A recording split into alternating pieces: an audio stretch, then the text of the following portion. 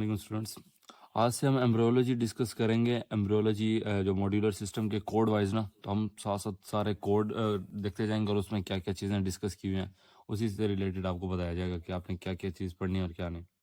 सबसे पहला जो कोड है उसमें पहला पॉइंट था क्रोमोसोमल थ्योरी ऑफ इनहेरिटेंस। इसमें सबसे पहले तो आपको क्रोमोसोम का पता हो कि क्रोमोसोम होता क्या है। Chromosome is basically thread like structure है।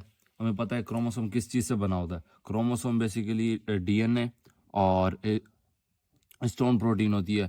इन दोनों का कॉम्बिनेशन होता है, न्यूक्लियोसोम बनेगा। न्यूक्लियोसोम आगे मजीद कंडेंस होकर न्यूक्लियोफिलामेंट, और उसके बाद देन सबसे पहले देखें ना, डीएनए होगा, DNA plus histone protein, histone आपस में मिलेंगी और ये फिर जाके बनेंगी न्यूक्लियोसोम। अब न्यूक्लियोसोम आपस में फिर कंडेंस होते रहेंगे न्यूक्लियोफिलामेंट, न्यूक्लियोफिलामेंट से फिर जाके बन जाएगा पूरा क्रोमोसोम। ठीक है, थ्रेड लाइक स्ट्रक्चर होता है।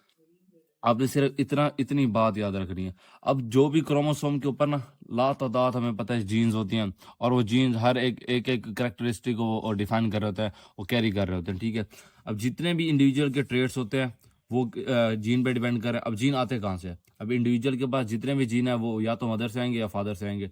ठीक है, आपने ये बात याद रखनी है कि भाई जो भी जीन होंगे किसी भी इंडिविजुअल में, वो या मदर से आएंगे या वो फादर से आएंगे। ठीक है, अब एक ह्यूमन में हमें पता है कितने क्रोमोसोम होता है, 46 क्रोमोसोम। हमें इसका पता हो कि 46 क्रोमोसोम होता है, यानी कि 23 पेयर्स।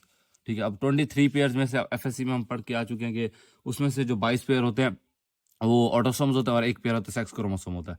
वो सेक्स पेयर जो होता है वो डिफाइन करता है कि आया कि अगला इंडिविजुअल फीमेल होगा या मेल होगा। अगर उसमें जो सेक्स क्रोमोसोम का कॉम्बिनेशन है, जीनोटाइप है उसकी एक्स एक्स, तो इसका मतलब फीमेल है। अगर उसमें उसका जीनोटाइप एक्स वाई है तो इसका मतलब फीमेल है। ठीक है, अब जो जो 23 पेयर है ना, इन 23 पेयर में से जो एक पेयर होगा, अब एक पेयर का एक जो क्रोमोसोम होगा वो मैटरनल होगा, एक क्रोमोसोम होगा वो पैटर्नल होगा। ठीक है, अब मैटरनल मतलब कि मदर से आएगा ओ साइड, और स्पर्म जो पैटर्नल है वो फादर से, मतलब कि स्पर्म से। अब दोनों फ्यूज करते हैं, अब दोनों ये दोनों ना हैप्लॉइड होते हैं। 23 क्रोमोसोम इसमें भी होता है, 23 इसमें होते हैं। फिर दोनों की फर्टिलाइजेशन से दोबारा हमारे पास 46 जो क्रोमोसोम होते हैं ना, दोबारा अपेयर हो जाते हैं। इस जो क्रोमोसोमल थ्योरी ऑफ इनहेरिटेंस में आपने सिर्फ इतनी ही बात याद रखनी है। ये पेपर के लिहाज से वैसे इतनी इंपॉर्टेंट भी नहीं है, क्योंकि कोड में है तो आपने पढ़नी जरूर है एक बार। ठीक है, नेक्स्ट